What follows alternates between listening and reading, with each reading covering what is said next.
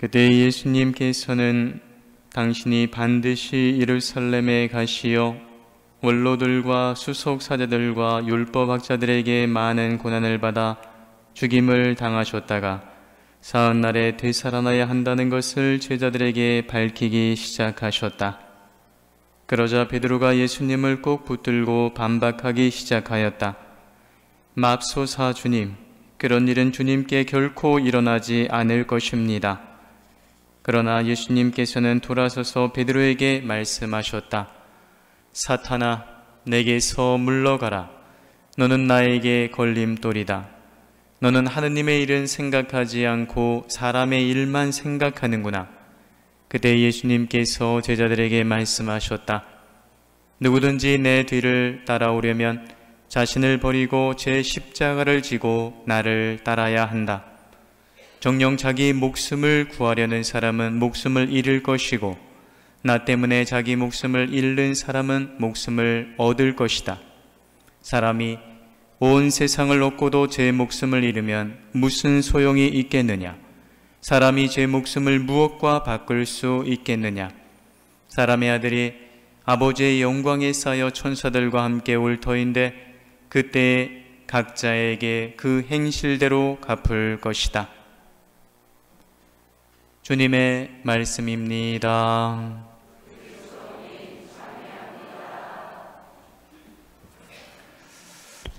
참 예수님, 예수 마리아 요셉, 예수 마리아 요셉.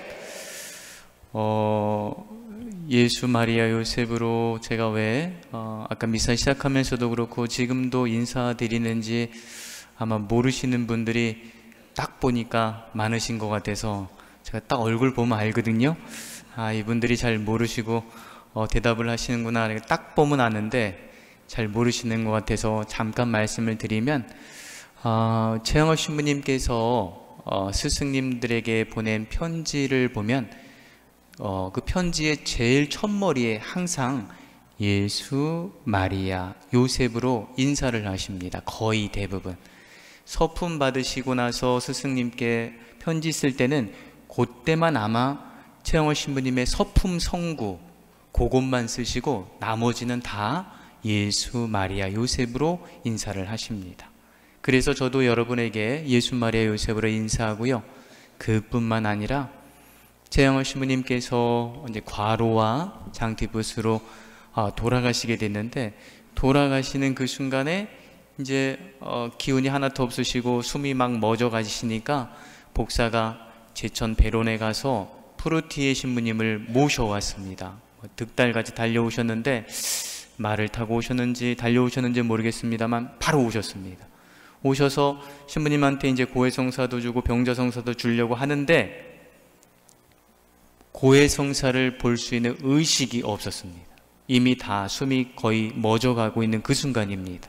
그런데도 불구하고 그 최영월 신부님이 숨이 끊어지는 순간에도 그 입에서 계속 흘러나왔던 기도가 예수 마리아였습니다. 아마 저는 제 생각에는 요셉도 하셨을 텐데 늘 하셨으니까 기운이 없어서 안 들렸을 거라고 생각합니다. 그래서 여러분들에게도 예수, 마리아, 요셉으로 최영월 신부님의 인사를 드리고 여러분들도 그렇고 저도 그렇고 우리가 이제 이 세상에서의 삶을 마치는 그 순간에 최영월 신부님처럼 우리 입에서도 우리가 의식하지 못했는데도 예수, 마리아, 요셉이 흘러나온다면 얼마나 좋겠는가 이 생각을 많이 합니다. 그래서 여러분들에게도 이 인사말로 인사를 드리고 여러분들 입에서 마음에서도 항상 이 예수, 마리아, 요셉이 끊이지 않고 계속되기를 바라는 마음이 가장 큰 소원이기도 합니다. 한 번만 딱 연습 한 번 더 해볼까요? 예수, 마리아, 요셉, 예수, 마리아, 요셉. 잊어버리지 말고 꼭 기억하시길 바랍니다. 이제 여러분 얼굴에 왜 저렇게 인사했구나라는 게 이제 드러나서 제가 안심이 됩니다. 네. 오늘 순교자성월을 맞이했습니다. 순교자성월 9월 첫 번째 주일을 맞이하면서 여러분 지난주에 들었던 복음 말씀을 혹시 기억하고 계십니까? 너무 어려운 걸 여쭤봐서 대단히 죄송합니다. 이거 기억한다는 건 보통 어려운 일이 아니에요. 근데 저도 강론 준비하면서 지난주 복음은 워낙 중요한 대목이었기 때문에 제가 기억하는데 간단하게 말씀드려 볼게요. 예수님께서 필리피 가이사리아 지방에서 제자들에게 묻습니다. 뭐라고요? 사람들이 나를 누구라고 하더냐? 라고 말이죠. 그랬더니 사람들이 예수님 당신을 세례자 요한이라고 합니다. 엘리야라고 합니다. 예레미야나 예언자 중에 한 분이라고 합니다. 그랬습니다. 그랬더니 예수님이 뭐라 하셨죠? 그러면 너희는 나를 누구라고 하느냐? 라고 물었습니다. 베드로 사도가 나서서 말합니다. 스승님은 살아계신 하느님의 아드님 그리스도이십니다. 라고 대답을 하자 예수님께서 기뻐하시면서 말씀하셨죠. 베드로야, 너는 정말 너에게 이것을 알려주신 분은 살과 피가 아니라, 살과 피는 사람이란 뜻이에요. 사람이 아니라 하늘에 계신 내 아버지시니 너는 정말 행복하다 라고 칭찬을 하셨습니다. 그리고 이어서 하는 칭찬이 뭐죠? 너는 베드로이다. 내가 이 반석 위에 교회를 세울 터인즉 저승의 힘도 감히 그것을 누르지 못할 것이다 라고 하시면서 그 이어서 뭐라 하셨습니까? 내가 너에게 하늘나라의 열쇠를 주겠다 라고까지 말씀하셨습니다.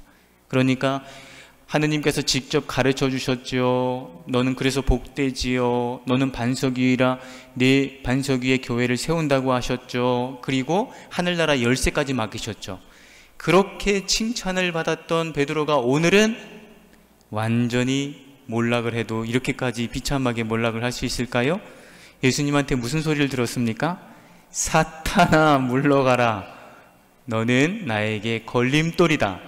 너는 하느님의 일은 생각하지 않고 사람의 일만 생각하는구나 라고 야단을 맞았습니다. 이렇게 극과 극, 어제는 지난주에는 엄청 칭찬을 받고 이번에는 아주 그냥 호되게 야단을 맞고 있습니다. 여러분들한테 한번 퀴즈 한번 내볼까요? 맞히신 분한테 선물을 드릴게. 푸짐해야지 대답이 막 나오는데 커피 한 잔 드리겠습니다. 예수님 복음을 읽어보면, 마테오 복음을 읽어보면 예수님이 저렇게 십자가에 못 박혀 돌아가실 것이라는 순환에 대한, 당신 죽음에 대한 예고를 몇 번 하십니까? 아하, 이분하고 네, 커피 네, 3번 하십니다. 3번. 그 3번 당신이 죽을 거라는, 돌아가실 거라는 예고를 3번 하는데 그 3번의 예고 중에 첫 번째 예고가 오늘 나온 거예요.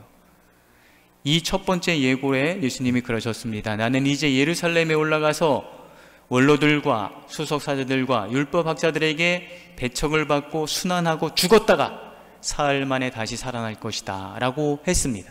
그러자 베드로가 예수님 앞에 나서며 예수님을 꼭 붙들고, 예수님 뭔 말입니까? 지금 이게 말도 안 되는 소리 하지 마십시오. 맙소사, 절대로 그런 일이 있어서는 안 됩니다 라고 했습니다. 그러자 예수님께서 베드로에게 호통을 치시는 거죠. 사탄아 물러가라. 넌 나에게 걸림돌이다 라고 말씀을 하십니다.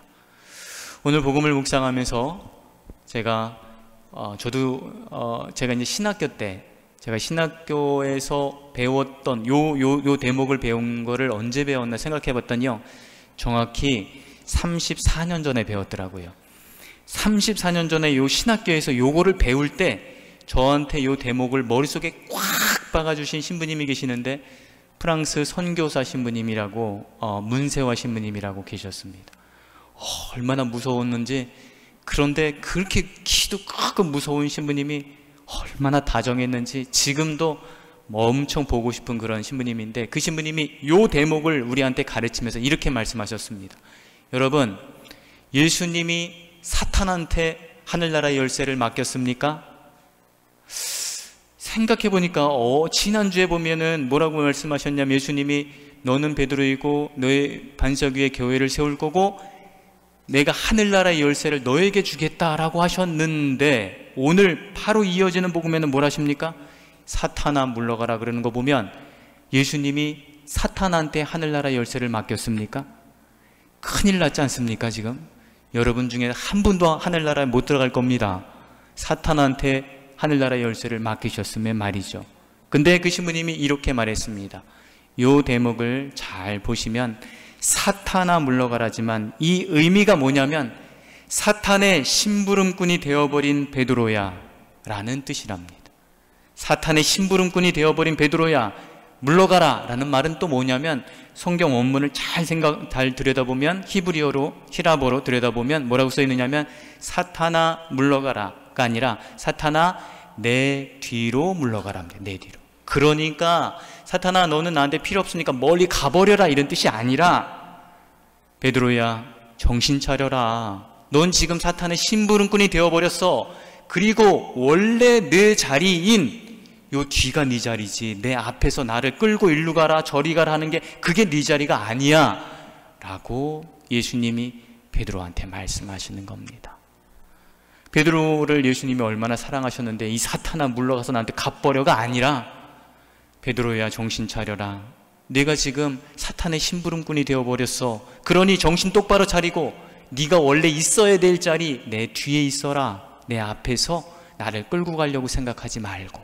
이게 오늘 복음의 말씀입니다. 여러분은 어디에 서 계십니까? 요즘 내비게이션이 좋아서 그냥 딱 치면 베티 성지 치면 금방 여기 딱 데려다 주시죠. 우리가 어디에 있는지 금방 알 수 있어요. 그런데 우리의 이 GPS 때문에 어디에 있는지 금방 알지만 내 영혼이 어디에 있는지, 내 지금 영혼의 상태가 어디에 있는지를 잘 모르는 게 많아요. 어떨 때 보면은 기도한다고, 정말 열심히 기도한다고 입으로 기도하면서도 우리는 자꾸 예수님 뒤에 안 있고 예수님 앞에 가려고 생각하는 경우가 얼마나 많은 줄 아십니까? 예수님을 끌고 이리로 가고 싶고 예수님을 데리고 저리로 가고 싶어 하는 마음이 우리 마음이거든요. 오늘 이 복음에 이어지는 대목이 뭐냐면, 여러분 혹시 오늘 복음을 읽으면서 저만 그렇게 생각했나요? 저는 이순신 장군이 생각이 났습니다.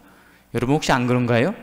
생각나셨죠? 웃으시는 거 보니까 생각나셨을 겁니다. 이순신 장군이 이렇게 말씀하셨죠. 살고자 하는 이는 죽을 것이요 죽고자 하는 이는 살 것이다.